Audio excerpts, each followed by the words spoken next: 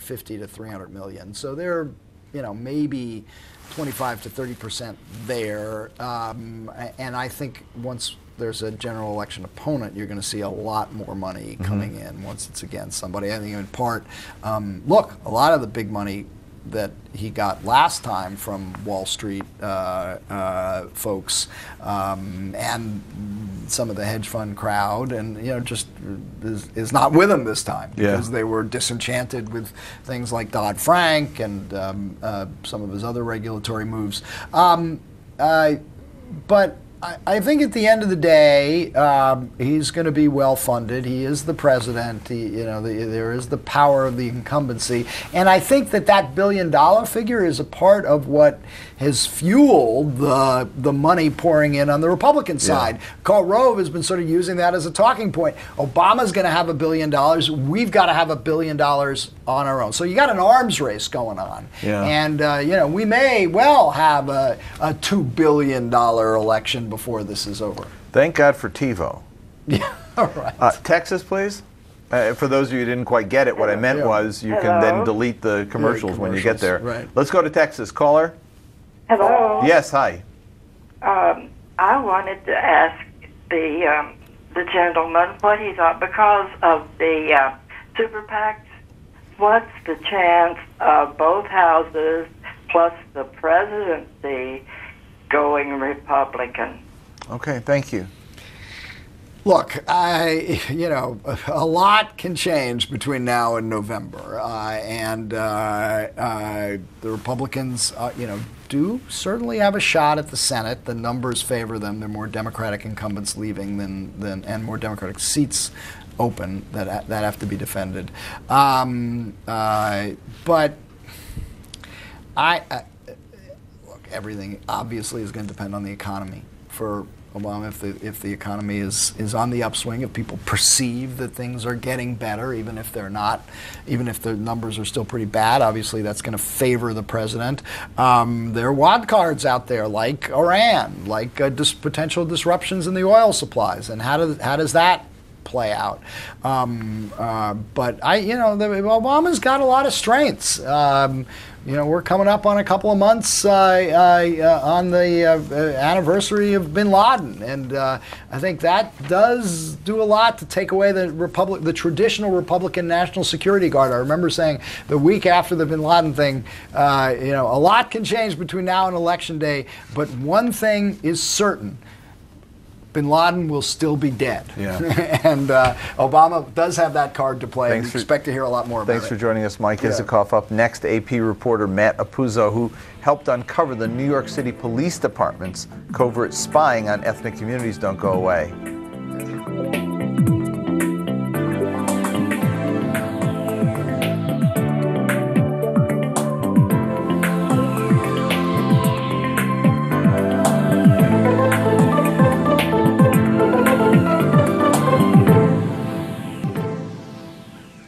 Welcome back to Viewpoint. Last week, an investigative report by the Associated Press revealed New York City Police Department, with help from the CIA, was spying on ethnic communities as part of their intelligence operation. My next guest is Matt Apuzzo, the AP reporter who helped break the story and co-wrote the investigative report. Matt and his colleagues were awarded the 2011 George Polk Award for Journalism for their work on the story.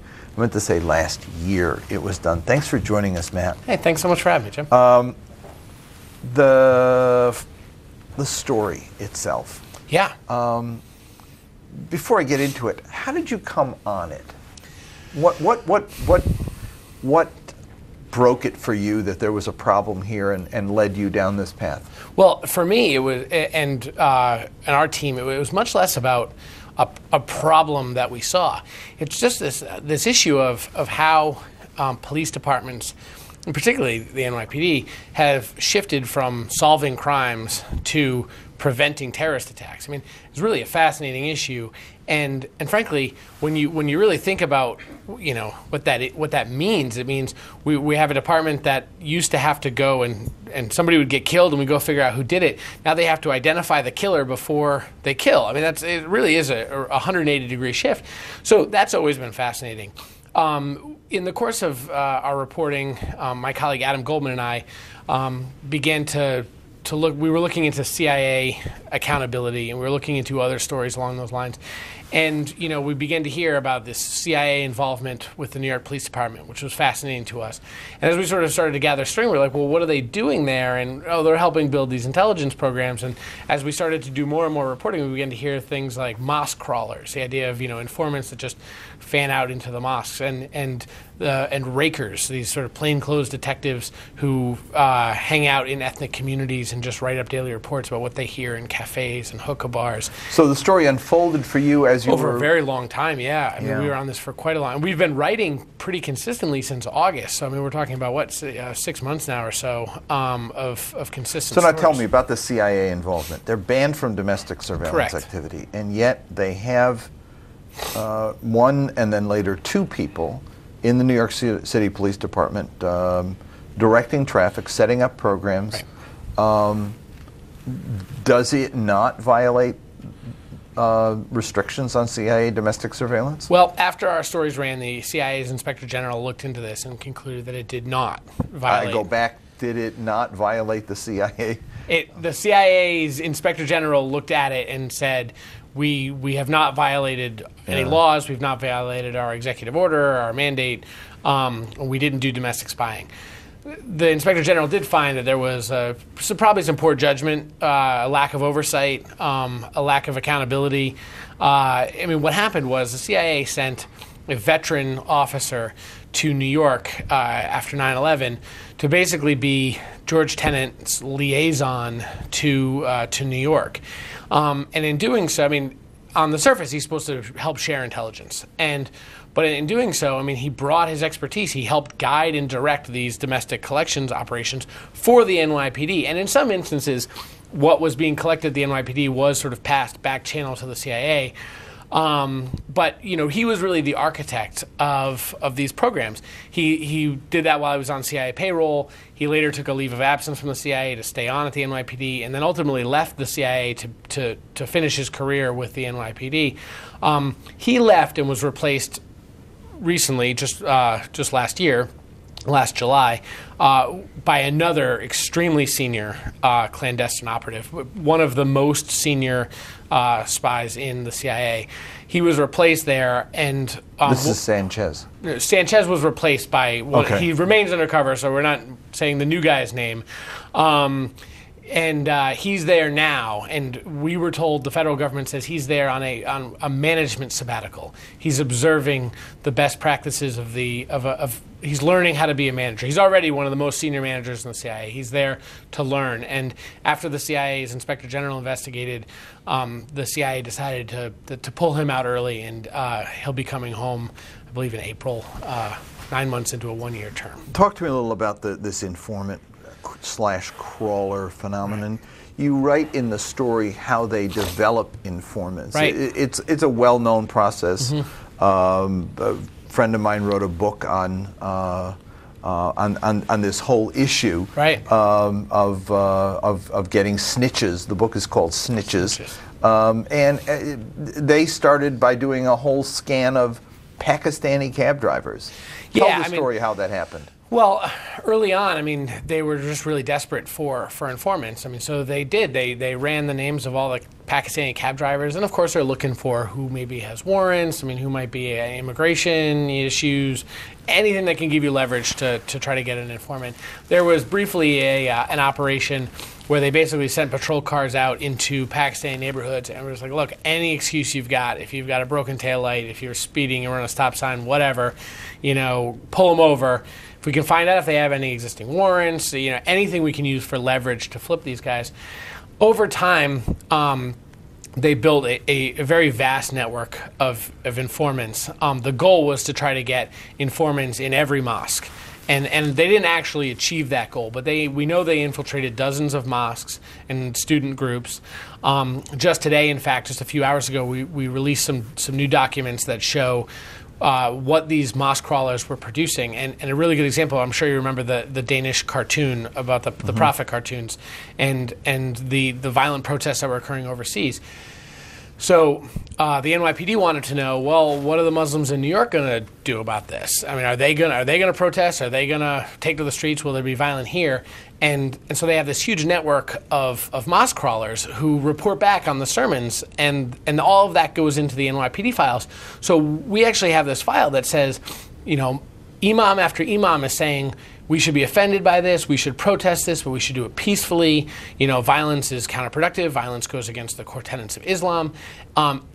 But let's go get a permit to protest. Let's boycott. Let's write letters to our congressman. All of this is First Amendment stuff, but it's ending up in a briefing book for Ray Kelly. So it just shows how they're using the mosque informants to keep tabs on. Just for the viewers, though, when you say flip, I want to explain. Sure. What that means is that they would get the guy if he had an immigration problem or if he had a traffic violation or something that they could charge him with. They would say, we won't do it if you agree to be an informant. Correct. So they'd flip him into becoming an informant. And using intimidation, that basically is how you get a snitch. Yeah, I mean, look, there's a negative. So a snitch has a negative connotation, right? Flipping probably has a negative connotation. Intimidation definitely has a negative connotation. I mean, in police work, whether you're breaking down drug gangs or whether you're breaking down the mob or whether you're going after terrorists, developing informants is key. And I don't think anybody suggests the NYPD shouldn't be trying to develop informants to go after terrorists. I mean, clearly that is part of their mandate. So the question we've been raising is just, where's the line that in society today that we draw between how much surveillance and oversight and scrutiny is prudent on one group, one religious group, to find one tiny radical subsect of that group? I want to shift now to rakers. Sure. They are undercover police officers. Yeah, the NYPD disputes the term undercover. It's undercover for you and me. It's a plainclothes officer. He's a guy who shows up. He's not dressed as a cop. He doesn't identify himself as a cop. The NYPD distinguishes between plainclothes and undercover because they say undercover is we give you a fake identity, we give you a new address. So they're not undercover like they're deep. The NYPD has deep undercovers. They're plainclothes guys. But I actually know New York City police officers, Arab American police officers, who were told that if they did this, they'd give them a different identity to do it. Yeah, I mean, and those were most likely part of SSU, the Special Services Unit. Those are the deep undercovers. You get a new ID, you get a new name, a new a cover job. They give you an apartment, and you don't report back to headquarters. You report back through a handler. There was an SSU operation, a deep undercover operation in New Brunswick, New Jersey, that nobody, New Jersey didn't know about, that actually got disrupted because they had a little apartment off of the Rutgers University campus, and the building superintendent thought, he went in because there was a report of a gas leak, and he saw all these computers and all this terrorism literature. He thought it was a terrorist cell. So he calls 911, the FBI runs down, and it's like, oh, wait, no, this is an NYPD undercover operation. Tell me about that.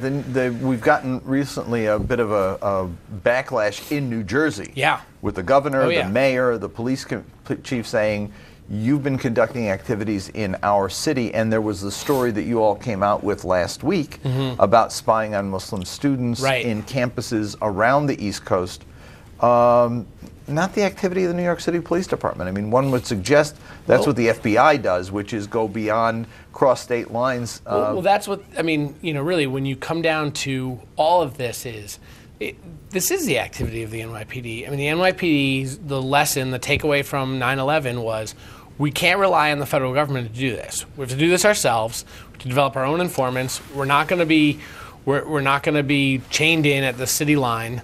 If somebody's plotting somewhere else, we're going to go there. If somebody we need to keep tabs on them and they're in Boston or somewhere else. Isn't there a jurisdictional issue with, crossing state lines? Well, they can't arrest them, but they can spy on them. Well, I mean, look, the NYPD says everything that they're doing is legal. Look, I think it raises some real issues if one of these officers is not deputized as a federal marshal and is following somebody in a car and hits a kid in a crosswalk.